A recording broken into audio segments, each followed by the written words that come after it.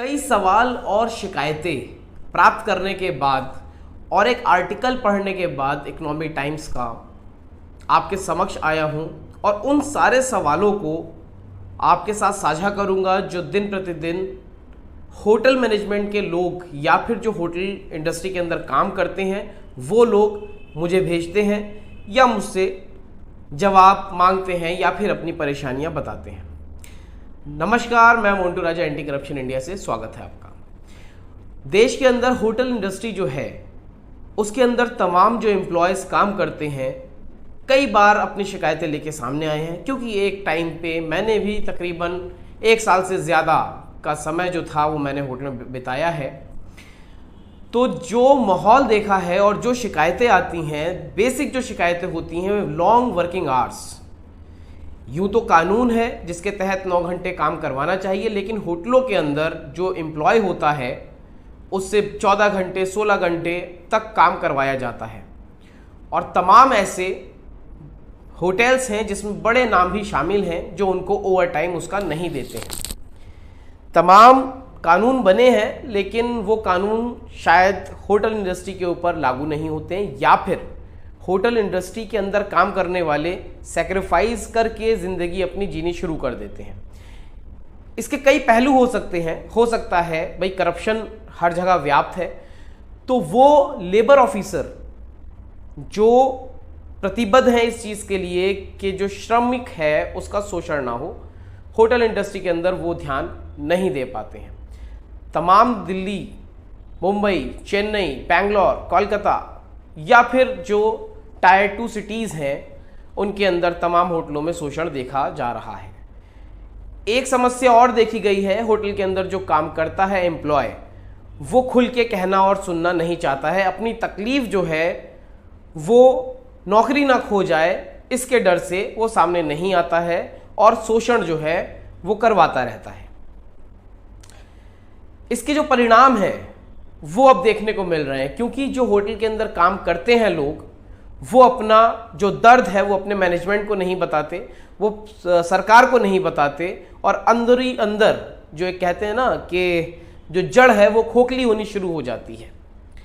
आज स्थिति ये है, IHM के जो छात्र होते हैं जो पढ़ाई करते हैं होटल मैनेजमेंट की, 60% जो जगहें हैं वो खाली हैं। अगर मेन सिटीज़ की बात करें, दिल्ली, मुंबई, हैदराबाद, बेंगलोर, इस तरह की अगर टायर 1 सिटीज़ की बात की जाए तो 80 से 90% एडमिट जो है एडमिशन्स जो लेते हैं होटल मैनेजमेंट के अंदर वो तो हो रहे हैं, लेकिन ओवरऑल अगर बात की जाए 60% जगहें खाली पड़ी हुई हैं। अगर टायर 2 की बात की जाए तो 30% भी सीटें भरनी मुश्किल पड़ रही हैं, क्योंकि तमाम जो ग्राउंड पे रियलिटी है वो सिर्फ वो जान सकता है जो होटल के अंदर काम करता है। तमाम बार आती हैं, एरो सिटी दिल्ली में है, तमाम होटल्स हैं दिल्ली के अंदर, 5 सितारा से लेके और बड़े और छोटे तमाम होटल हैं। एम्प्लॉयज़ का एक ही, चाहे बड़ा होटल हो चाहे छोटा होटल, एम्प्लॉयज़ जो हैं वहाँ के समस्या यही है कि सर टाइम पे सैलरी नहीं मिलती है, ओवर टाइम कराते हैं उसका पैसा नहीं मिलता है। कई लोगों ने तो यहाँ तक बनाया, बहुत ही रेपुटेटेड नाम है होटल का, वो 9 घंटे के बाद एम्प्लॉय से चेकआउट करवा देते हैं, मतलब थंब लगवा के उनका कि वो छुट्टी हो गई है, उसके बाद 4 घंटे वापस बुला के काम करवाते हैं, उसका पैसा नहीं देते हैं। सरकार से बचने के लिए इस तरह की हरकतें चल रही हैं और लोग जो हैं वो हमें तो बताते हैं लेकिन कैमरे में बताना नहीं चाहते हैं। उसका असर देखिए। और जो 2 टायर्स वाली सिटीज़ हैं, कुछ के नाम मैं आपको बताऊंगा, गुवाहाटी, श्रीनगर, शिलोंग, जो इस तरह के सिटीज़ हैं, इनमें 30% भी जो है सीटें भर नहीं पा रही हैं। तो इसका असर जो है वो ये होने वाला है कि आने वाले समय में अगर इसकी जड़ को नहीं देखा गया कि ऐसा क्यों हो रहा है तो IHM जो है वो ख़त्म हो जाएगा। ऐसा मैं नहीं कह रहा हूँ, ऐसा प्रोफेसर हैं, प्रिंसिपल हैं जो इस तरह के इंस्टीट्यूट्स, कॉलेजेस चला रहे हैं, उनका साफ तौर पे कहना है। जिस तरह से ये स्लो डाउन देखा जा रहा है कि लोग जो हैं, जो बच्चे हैं वो IHM करना नहीं चाह रहे हैं, वो इंडस्ट्री में नहीं जाना चाह रहे हैं। अगर यही कंटिन्यूटी रही तो फिर जो कॉलेजेस हैं उन पे एक बड़ा धक्का लगने वाला है और होटल्स जो हैं वो कितना शोषण करेंगे, और जो शोषण करवा रहे हैं लोग वो आगे कितना शोषण करवाएंगे। तो रूट को देखना होगा, जो होटल इंडस्ट्रीज चलाते हैं उनको समझना होगा कि अपने मुनाफे के लिए जो शोषण करा जा रहा है होटल एम्प्लॉयज़ के साथ वो बंद किया जाए, वो रोका जाए। जब नए होटल मैनेजमेंट के लोग आएंगे ही नहीं, जब बच्चे एडमिशन ही नहीं लेंगे, तो होटल्स को भी अच्छे एम्प्लॉयज़ मैनेजर्स नहीं मिल पाएंगे।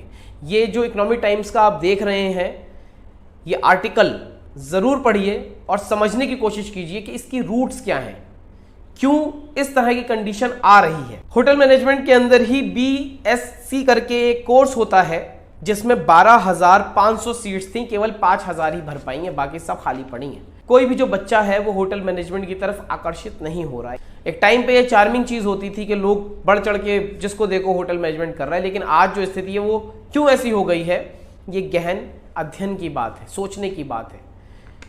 होटल चेन्स भी सोचें कि जो शोषण आप लोग कर रहे हैं एम्प्लॉयज़ के साथ, एम्प्लॉय अपनी शक्ल और नाम के साथ सामने आके नहीं कहना चाहता है, लेकिन कहीं ना कहीं वो शिकायत दे रहा है। डर है कहीं पेट पे लात ना पड़ जाए, नौकरी ना चली जाए। जो रिस्क लेते हैं वो आवाज़ बुलंद करके उनकी आवाज़ रख देते हैं। अब जो तमाम होटल वाले इसको देख रहे हैं, क्या सोच रहे हैं आप, कैसे इस चीज़ को आप देख रहे हैं? जो 60% जो छात्र छात्राएं होटल मैनेजमेंट करने वाले थे अब वो नहीं करना चाहते हैं। 60% सीटें वैकेंट हैं, खाली हैं, ड्रॉप हुआ है। क्या आप सोचते हैं कौन है इसके पीछे जिम्मेदार? क्या वो चीज़ें हैं जिनकी वजह से इस तरह की कमी आ रही है और लोग और जो नौजवान हैं, युवक हैं, वो होटल इंडस्ट्री की ओर आकर्षित नहीं हो रहे हैं, उसमें काम करना नहीं चाह रहे हैं? अपनी राय जो है कमेंट द्वारा ज़रूर साझा करें, और अगर संबंधित लोगों को आप ये खबर पहुंचाएंगे तो ज़्यादा से ज़्यादा एक तरह का सर्वे इसको बना के अपनी राय आप दे सकते हैं। अगर अभी तक आपने हमारे चैनल को सब्सक्राइब नहीं किया है, कृपया करके सब्सक्राइब, लाइक और शेयर कर लीजिए। एंटी करप्शन इंडिया न्यूज़ को आप फेसबुक, ट्विटर और इंस्टा पे भी फॉलो कर सकते हैं। अगली अपडेट के साथ फिर प्रस्तुत होंगे। नमस्कार।